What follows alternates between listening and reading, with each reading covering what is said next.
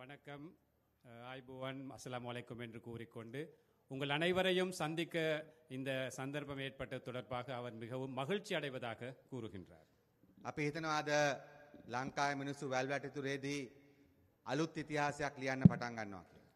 இன்று இலங்கை வரலாற்றிலே இந்த வெல்வெட்டித்துறை மக்கள் புதிய ஒரு அத்தியாயத்தை எழுதுவதற்கு ஆரம்பித்திருக்கின்றார்கள்.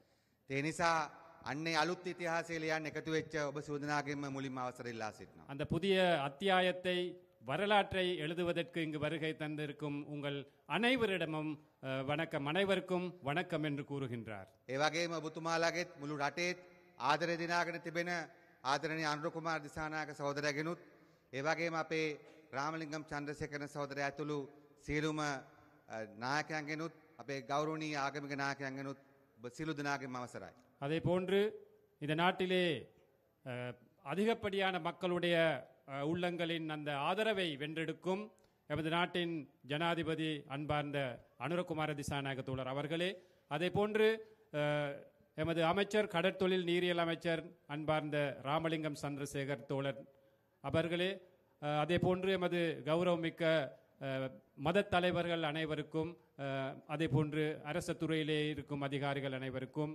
வணக்கம் என்று கூறிக்கொள்கின்றார். ඔබතුමාලා දන්නවා පසුගිය සැප්තැම්බර් මාසේ 21 වෙනිදාත් ඒ වගේම නොවැම්බර් මාසේ 14 වෙනිදාත් අපේ රටේ මිනිස්සු අලුතෙන් ඉතිහාසය ලිව්වා. உங்கள் அனைவருக்கும் தெரியும், எமது நாட்டிலே கடந்த செப்டம்பர் 21ஆம் திகதியும் அதன் பின்பு நவம்பர் மாதம் 14ஆம் திகதியும் எமது நாட்டிலே மக்கள் புதிய ஒரு அத்தியாயத்தை எழுதினார்கள், புதிய ஒரு வெற்றியை பெற்றார்கள். අපේ රටේ මිනිස්සු උතුර දකුණ නැගෙනහිර බටහිර ඔක්කොම එකට එකතු කළා. எமது நாட்டு மக்கள் இலங்கையிலே தெற்கு வடக்கு கிழக்கு மேற்கு என்ற அனைத்து பகுதிகளையும் ஒரு இடத்திற்கு ஒரே பிடியிலே எல்லாரும் கை சேர்ந்தார்கள். දෙමළ මුස්ලිම් සිංහල කියන්නේ අපි ඔක්කොම එකයි කියන එක ඇති කළා ඒ දවස් දෙකේදී.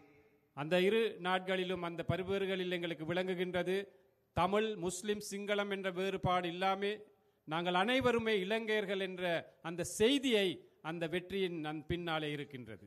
අපි හිතනවා එක ලංකාවක් බිහි වුණේ මේ සැප්තැම්බර් මාසේ 21 වෙනිදා කියලා. நாங்கள் நினைக்கின்றோம் ஒரு இலங்கை, எல்லாருடைய எதிர்பார்ப்போடு ஒரு இலங்கை உருவாகியது செப்டம்பர் 21ஆம் திகதி என்று.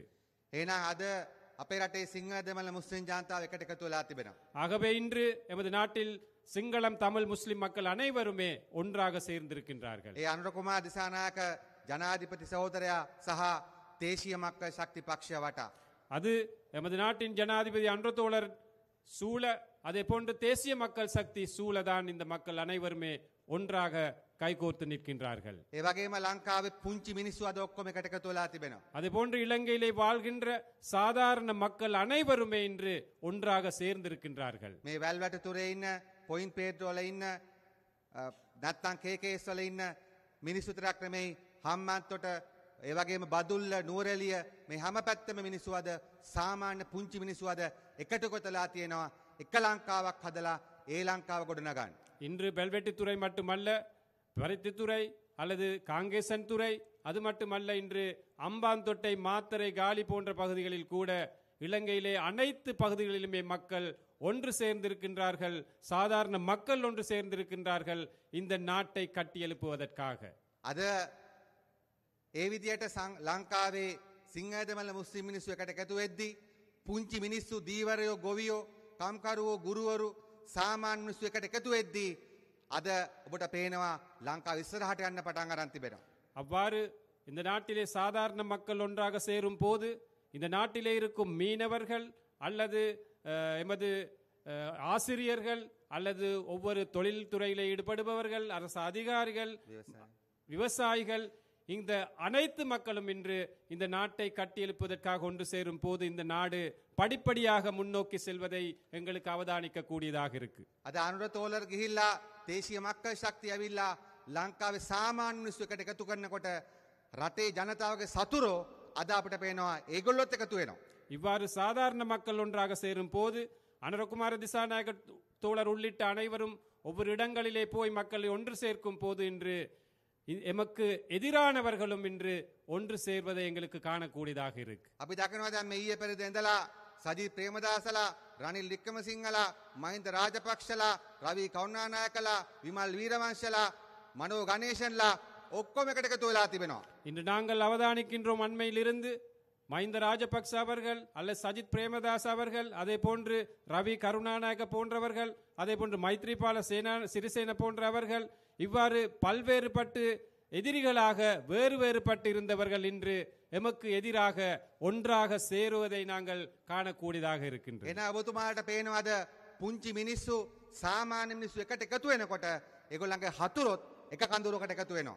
அதனால் உங்களுக்கு தெரிகின்றதா, நாங்கள் சாதாரண மக்கள் எந்த வேறுபாடும் இன்றி நாங்கள் ஒன்றிணையும் போது எதிரிகளும் இன்று எமக்கு எதிரானவர்களும் ஒன்று சேர்வதை உங்களுக்கு காண முடிகின்றதா? ඔබතුමාලා දන්නවා රනිල් මෙහියවිලා ඡන්ද ඉල්ලුවේ මහින්දට විරුද්ධව.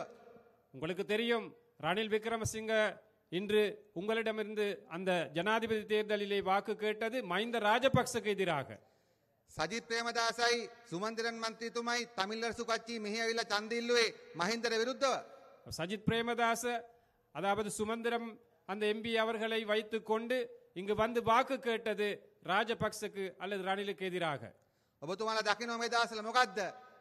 ඒ දූෂිත ඒ රට විනාශ කරපු කණ්ඩායම අද එකට එකතු වෙන්න සාකච්ඡා කරමින් තිබෙනවා. ஆகவே உங்களுக்கு எதிராக இருந்தவர்கள் அவர்கள் வெவ்வேறாக இருந்தவர்கள் என்று ஒன்று சேர்வதற்காக கலந்துரையாடல்கள் செய்து கொண்டு එනම් මේ இருக்கிறார்கள். යාල්පාණම් වල පරතුරේ පත්තුවල වැල්වැටිතුරේ ඉන්න අපි ඔක්කොම සාමාන්‍ය පුංචි මිනිස් එකතු වෙලා අපි අදිෂ්ඨාන කරගන්න ඕන කම තිබෙනවා. මේ රටේ ජනතාව සැප්තැම්බර් 14 වෙනිදා නොවැම්බර් 21 වෙනිදා සැප්තැම්බර් 21 වෙනිදා නොවැම්බර් 14 වෙනිදා මේ රටේ නිර්මාණය කරපු මේ ජාතික සමගියේ සමානයන්ගේ ආණ්ඩුව සමාන මිනිසුන්ගේ ආණ්ඩුව මේ ජන සතුරන්ගෙන් බේරගෙන අපේ රට හදනකම් අපි එකට සටන් කරමු, එකට ඉස්සරහට යමු කියලා ආරාධනා කරමින් මම සමුගන්නවා. ඔබ සූදනාටම ස්තුතියි. அதே போன்று இங்கு வருகை தந்திருக்கும் இன்று ஒன்று சேர்ந்திருக்கும் இந்த சாதாரண மக்கள் நாங்கள் அனைவருமே நினைத்து கொள்ள வேண்டும்.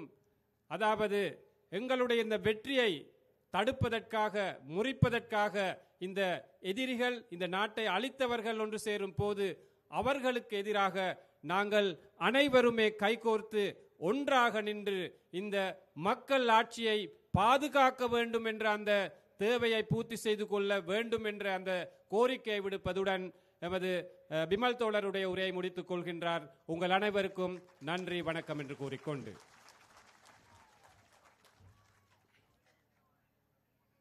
அடுத்ததாக இந்த ஒன்று கூடலிலே உங்களுடைய எதிர்பார்ப்பான இந்த நாட்டு மக்களுடைய எதிர்பார்ப்பான இந்த நாட்டிலே மக்கள்